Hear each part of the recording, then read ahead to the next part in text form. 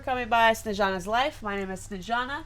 Sorry I've been MIA for the last week and a half, 2 weeks. My mother-in-law was here for a week, and then the kids and I got sick, so I sound a little stuffy still, so I do apologize. And plus, I've been extremely tired for like the last 3 weeks. I do feel better today, thank goodness. But today I'm going to be watching a video about 3 stories that you don't see coming from Mr. Ballen. If you have not heard of Mr. Ballen, he is a famous YouTuber who tells amazing stories. He posts stories about the stuff that, you know, happens every day or stuff that doesn't happen every day. But he tells a story in a way that makes you be there physically. Like, when he tells a story, it's amazing. He does such a great job. So if you have not checked out his videos, go to Mr. Ballen on YouTube. Check him out. Let me know what you guys think. But without further ado, let's go ahead and get started.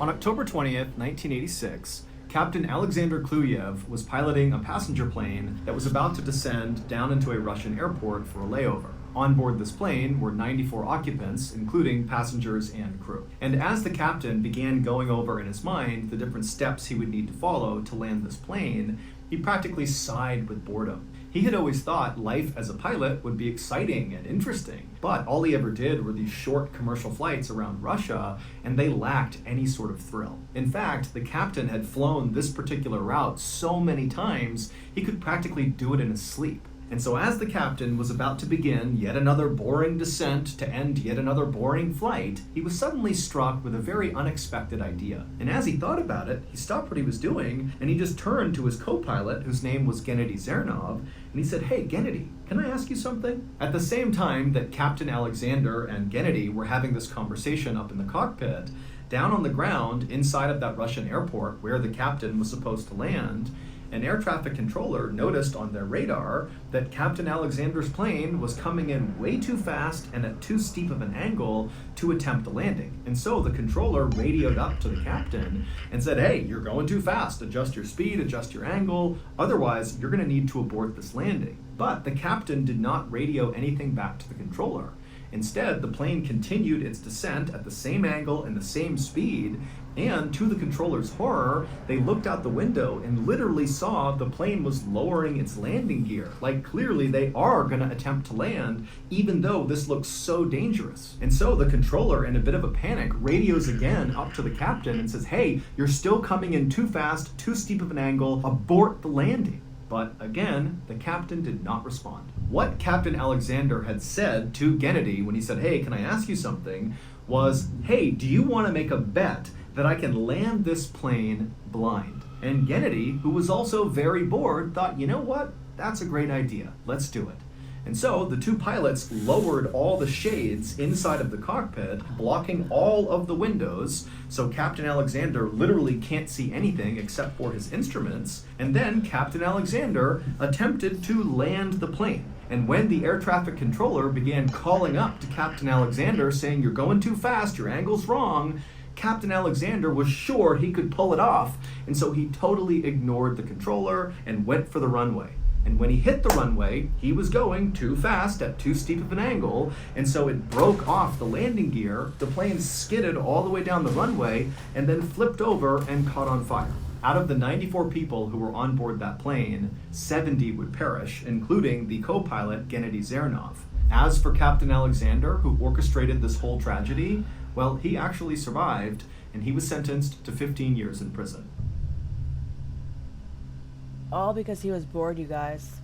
Like, how shitty This is mistake that? is costing Amazon Prime shoppers big. Are you still using Prime? Because at this point, it is the Wow.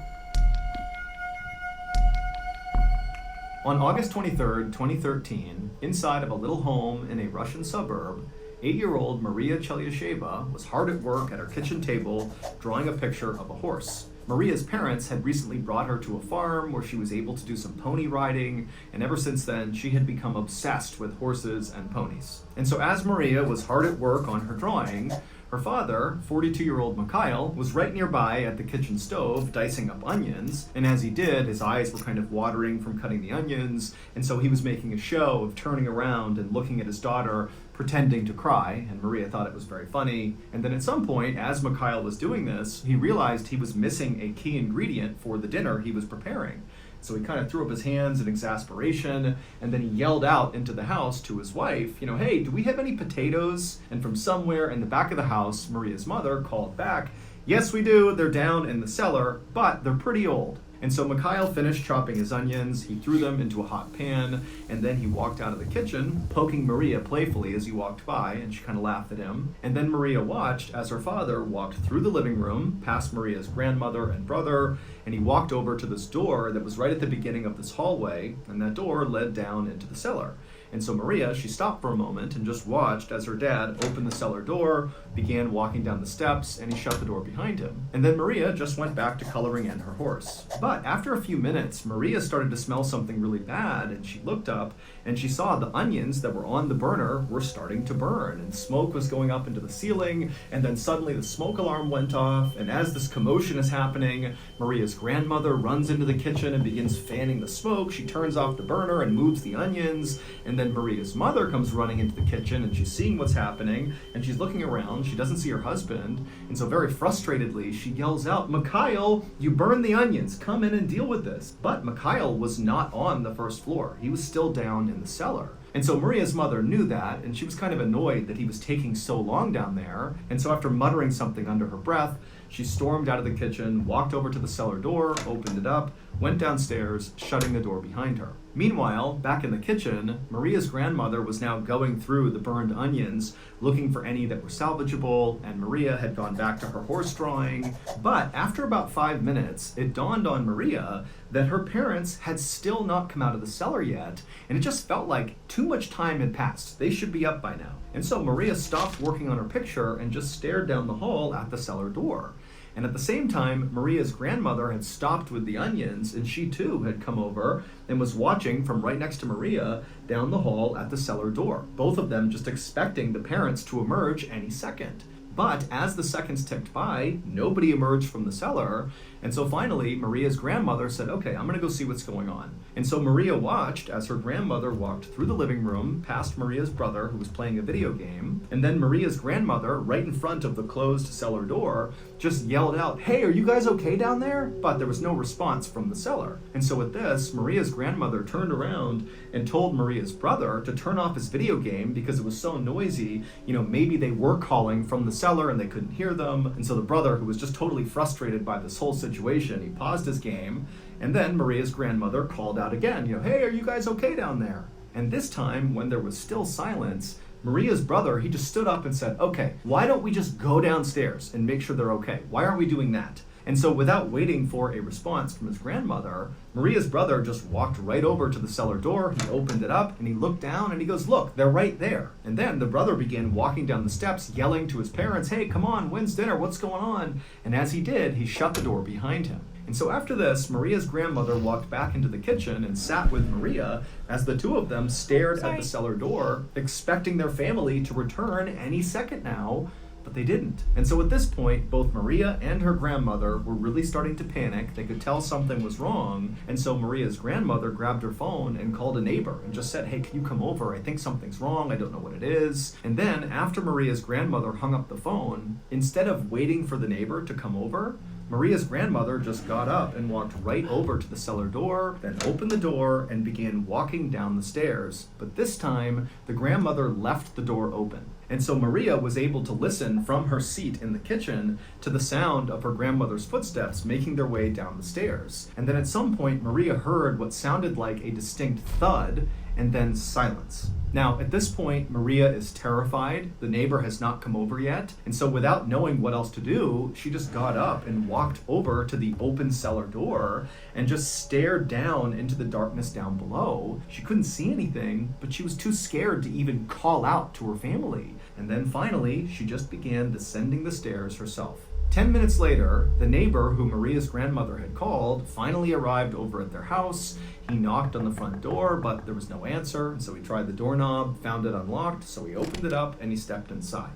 And right away, he looked around and it was totally quiet. There was nobody on the first floor of the house, but the neighbor immediately heard crying, and he walked around the first floor listening for where it was coming from.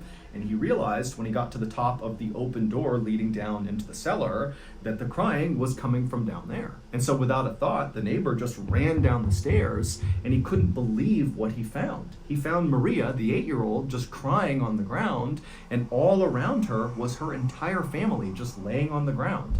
Now, the neighbor had no idea what was going on, but sensing clearly there was some sort of emergency based on the call he got and what he was seeing now, he just scooped up Maria, ran upstairs, and ran out of the house and began screaming for help. When help arrived, they would search the house and make their way down into the cellar, and they would discover that Maria's entire family, her grandmother, her brother, her parents, they were all dead. And what had killed them were the very potatoes that Mikhail had gone down to get. It would turn out Maria's mother was right when she warned Mikhail that the potatoes they had downstairs were very old. In fact, they were so old, they had begun to rot, and as they rotted, they produced this toxic fume that did not ventilate out of the cellar. The cellar was totally enclosed, there was no windows, and the family had this habit of always shutting the door whenever they went down into the cellar. And so over time, this fume had totally filled the entire cellar, and one by one, as family members went down into the cellar, sealing the door behind them, they passed out from these fumes and then died. Maria was the only one who survived going down into the cellar because her grandmother, who had gone down right before her, had left the door open. And so by the time Maria had gone down, a lot of the toxic fumes had found their way up the stairs and escaped into the rest of the house. And so when Maria went down there, it was not nearly as toxic. Oh, it's so bad, you guys. Oh, could you Thank imagine? you to BetterHelp for sponsoring today's video. Before I became a professional storyteller, I was a member of the US Navy. And then, in 2017, my military career came to a very unexpected and abrupt end. It was like suddenly I was a civilian again after 7 years, and I did not handle that transition well. I had taken for granted all the structure that the military provided on a day-to-day basis, and so not having that structure anymore, it made me feel totally lost, like I didn't know what to do anymore. And on top of that, all the bills were starting to pile up, and I had not found a job yet. My wife is pregnant with our second kid. I got no idea if we'll even be able to afford this second child. And so I very quickly went into my shell and became a very angry and bitter person. And at some point, my anger issues got so out of hand that my family had a sort of intervention with me and told me, hey, you gotta see a therapist. And I would agree, and it would completely change my life. My therapist quickly showed me that I was not this terrible, angry person, but instead I was someone who was going through a major life change, and it was making me depressed, which is pretty common. And so with my therapist's help, I was able to adjust to this change in my life and really focus on the future and all the good things that were going to happen. And in time, I became a very happy person, and I still am today. Now listen, therapy is not for everyone, but if you feel kind of lost right now and you don't really know what to do, I think you should give BetterHelp a try. BetterHelp is a highly reviewed online therapy platform, which means you can get the help you need from the comfort of your own home. Get matched with a BetterHelp therapist after filling out a brief survey online, and then it's up to you how you communicate with your therapist, whether that's via text or chat or video or phone call or some combination. Also, you can switch therapists at any time at no additional cost. Go to our sponsor, betterhelp.com/Mr. Ballen, for 10% off your first month of therapy with BetterHelp, and get matched with a therapist who will listen and help. Dinner. It's more than just a meal you make every night. It's a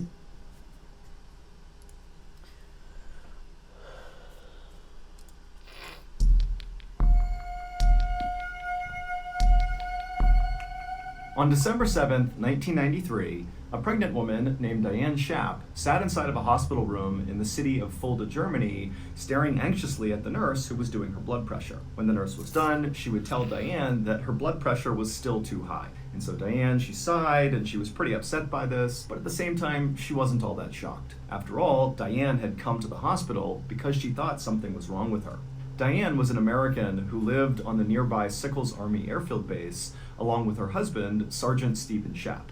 And that morning, Diane had begun to bleed, and because she had a history of miscarriages, she panicked and just rushed to the hospital to get checked out. Now, ultimately, the doctors would tell her that it seemed... Really quick, the husband looks like he's in chains, so I wonder if he did something. like she was going to be okay and that the bleeding was not a big issue. But as a precaution, they wanted her to stay in the hospital for a week, just doing bed rest, where they could watch her and make sure she was really okay. And so far, she was, but her blood pressure was still too high. The nurse who had taken Diane's blood pressure finished doing the rest of Diane's vitals, and then afterwards, she left the room, leaving Diane alone. And Diane, now, it's the first time she's been alone inside of her hospital room since she arrived, and suddenly she just felt so anxious about the whole situation. And so as she's laying in her bed, wondering if her pregnancy was really okay, she heard footsteps out in the hallway, and then suddenly her door busted open, and it was her husband, Stephen. And Stephen, his skin was pale, his eyes were red, he looked really upset, and he rushed into the room, and he kneeled down next to Diane's bed, and he took her hand, and he just said, how are you doing? It had been a really hard stretch lately for Diane and Stephen. Just a few months earlier, Diane had actually asked Stephen for a divorce because she felt like Stephen had grown distant and the love was just not there anymore in their relationship. As for Stephen, he didn't want the divorce. He felt like the relationship was still good, they still loved each other, but he understood Diane was clearly unhappy, and so he was very gentlemanly about this whole situation, and even went with Diane to the base's cleric, where they arranged for Diane to be sent back to the United States while Stephen stayed in Germany. But before Diane was able to make that move back home, she had discovered that she was pregnant. Now, Diane knew Stephen really wanted to reconcile and get back together, and especially now that he had found out she was pregnant, he really wanted them to get back together so he could be the dad. But Diane knew that just was not possible. Their relationship just didn't work. And so she needed to be firm. And so she actually squeezed Stephen's hand as he's sitting there right next to her.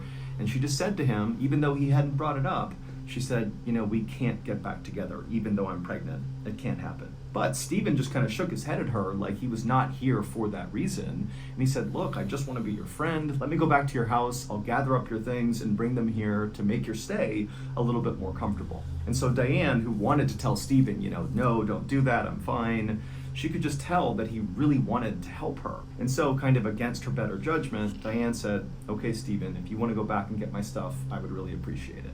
And at that, Stephen stood up and he gave Diane a long hug and said, I'll be right back. And then he turned and left the room. A few hours later, at around 5 p.m. that evening, the phone inside of Diane's room began to ring. And so Diane answered it, and it was her husband's best friend, Gregory Glover. And he was calling just to check in on Diane because he'd heard she was in the hospital about some bleeding, and he wanted to make sure the baby was okay. And Diane would tell him that, it seems like everything's fine. And then after that, Gregory would tell Diane that he was really worried about Stephen. He said, this morning I had driven him to work, and all he did was pour his heart out to me about how he wanted to get back together with you. And I just want you to know that, he's really worked up about this. But before Diane could even respond to Gregory, the phone just suddenly went dead. And so Diane, she held the phone out, kind of staring at it like, what's going on here? She put it back to her ear. She said Greg's name a few more times, but the line was just totally dead. And so Diane, she hung up the phone and figured Gregory would just call back. But 30 minutes went by and Gregory did not call back. And then out in the hallway, Diane began to hear running. And that running continued all the way up the hall, and it stopped right outside of her door. And so she turned to face her door. The door flung open, and what she saw caused Diane to just freeze in total shock. A few hours earlier, after Stephen had left Diane's hospital room, he had gone straight to her house to begin gathering things up for her. And so when he got there, he had a gym bag, which was made by a sports and athletic company called Head, and he had gone inside of her house and begun going around the rooms, gathering things she would want, and putting them in this bag. And at some point, Stephen made his way into Diane's bedroom, and suddenly he was just kind of overcome with sadness because he looked around the room and he saw there were still pictures up from their wedding day, and there was a card that was face down on the bedside table that he recognized. And just all of these different things he was seeing just suddenly made him feel so depressed about losing his marriage. And so Stephen, instead of continuing to gather up things for Diane, he just began pacing back and forth inside of her bedroom, thinking about ways he could potentially win Diane back. Maybe there was a gift he could give her or some sort of offering or gesture that would show her that he still loved her very much. And so as Stephen was thinking about this, he happened to glance down at his gym bag, And suddenly he felt totally inspired, like he knew exactly what he needed to do. And so without another thought, Stephen grabbed something off of the mantelpiece inside of Diane's bedroom. He threw it inside of his gym bag, then he grabbed the bag and walked out of her house. Once Stephen was outside, he had a big smile on his face. He was even whistling as he walked. And he went down and he got into his car and he drove off. But instead of going to the hospital where Diane was, Stephen began driving in these weird loops all around Sickles Army Airfield Base, almost like he was going on a joyride.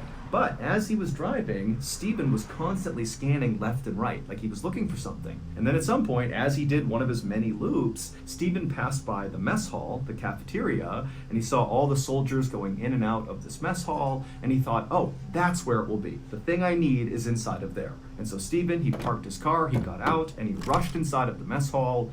But after looking all around, he couldn't find the thing he wanted. And so frustrated, he turned and walked out of the mess hall. But when he went back outside, as he was walking back to his car, something out of the corner of his eye caught his attention, and he looked over, and it was this phone booth right on the sidewalk up against the road. And he couldn't believe it, but there it was. There was the thing right near this phone booth that Stephen desperately wanted. And so Stephen, instead of going to his car, just began walking in a straight, very determined line towards this phone booth. 30 minutes later, Diane heard those running footsteps out in the hallway, and then her door flung open, and she froze in shock at what she saw. Because what she saw was her husband, and he had this totally crazed look on his face, like he was smiling, but kind of deranged, and he was holding that head gym bag. And he walked in holding the bag and just stared directly at Diane, and then he opened it up, he reached inside, and he pulled out his special gift, the thing he had been driving all around base for, that he had found inside of that phone booth. And he walked up to Diane and he put it right in her face and said, look what I brought you, look. And by this point, Diane was screaming bloody murder. It would turn out when Stephen first arrived at Diane's hospital room that morning, and he had knelt down and taken her hand and asked if she was okay, Diane had been very firm with him that they could still not get back together even though she was pregnant. Now, this was crushing news for Stephen because he did secretly hope that this baby would bring them back together, but what Diane told Stephen next was infinitely more crushing. She would say to Stephen that the real reason they could not get back together was because this baby was not his. Now, Stephen had initially taken this news pretty well and said to Diane, okay, I understand, at least let me go to your house and gather up some things for you and bring them back here so your stay at the hospital is a little bit more comfortable. And Diane had maybe been a little bit surprised at how well Stephen had taken this, and she said, okay, yeah, that would be great. And so Stephen had left the hospital, gone to Diane's house, he went into her room, and he began putting her things into that gym bag,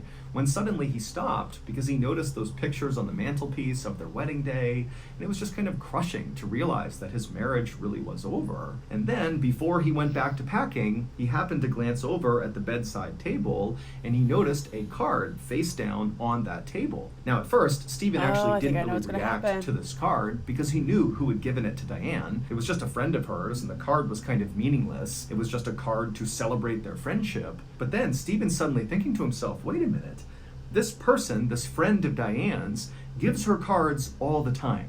And this person is always coming over to say hi to Diane. And this person's always complimenting Diane and telling me how great Diane is. And it was like suddenly everything just kind of fell into place for Stephen. And he realized this so-called friend of Diane's was much more than that. This friend was Diane's lover and very likely the father of her unborn child.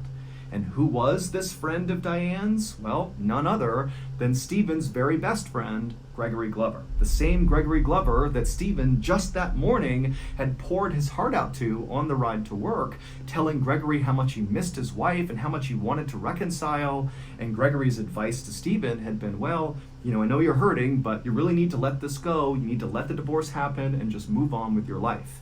And now Stephen realized that Gregory wanted Stephen to end his relationship with his wife so Gregory could have a relationship with Diane. And so Stephen felt unbelievably betrayed. And that was when he decided to get a gift for Diane. And so he grabbed a knife that was on the mantelpiece inside of Diane's bedroom. He threw it inside of his gym bag. He got in his car and he began driving around the base looking for Gregory. And after Stephen had gone into the mess hall and then come back out again, he had spotted Gregory on the phone inside of that phone booth. and Stephen had immediately run over, opened it up, grabbed Gregory, pulled him out, and begun stabbing him. Now, Stephen didn't know this, but at the time he attacked Greg was literally on the phone with Diane. And so when that call suddenly dropped and Diane expected Gregory to call her back, well, their call really hadn't dropped. It was just that Gregory had been pulled away and was being attacked. Gregory, who was totally caught off guard, tried his best to defend himself against Stephen, but Stephen was just crazed, and he kept hacking away until finally Gregory had stopped moving. And then at some point, Stephen stood up and kind of caught his breath, and he's looking around at all these onlookers who can't believe what they're seeing. And Stephen said, "I'm sorry." He grabbed some things off the ground, put them inside of his head bag, and then he took the bag, he ran to his car, drove to the hospital, ran through the hospital to Diane's room. He flung the door open, and Diane is shocked to see him. And Stephen walks in with this crazed look on his face, and he holds up the bag, he unzips it, and pulls out Gregory's severed head. And he holds it right in front of Diane and says, look what I brought you, look!" And he placed it down right on the bedside table, looking directly at Diane. And so Diane began screaming, and people began rushing into the room. Meanwhile, Stephen just sat in the corner calmly, waiting to be arrested. Ultimately, Stephen would be tried by a military court, and he would be sentenced to life in prison. Wow. The following is about the most famous serial killer that you've never heard of. One morning in 1912, in a little town in Iowa, a neighbor went over to the Moore family's home and they knocked on their door, but there was no answer. And as this neighbor waited, they looked around the front of the property and they saw the Moore family had not tended to any of their farm animals that day, which was very odd. And so the neighbor, who's starting to feel concerned, knocked again on the door, but there was still no answer. And so they got the police. And when the police showed up, they went inside that house and they discovered an absolute massacre. The Moore family were all dead. And the only clue police had as to what happened to them was an axe that was found inside their house. And as police began investigating this crime, they quickly discovered that this was far from an isolated event. To hear this full story, listen to the latest episode of the Bedtime Stories podcast called The Man on the Train. And make sure you follow the Bedtime Stories podcast wherever you listen to podcasts to get more chilling stories just like this one. Alright, you guys, those are the 3 crazy stories. Like I said, he does a really good job. If you guys think he does amazing, give it a thumbs up. Which one was your favorite story? Which one surprised you the most? I'm curious to see what your thoughts are about this. Yeah, like I said, this guy is really good at storytelling. But other than that, I hope you guys have a great rest of your week, and I will see you on the flip side, I guess. Have a good one. Bye-bye.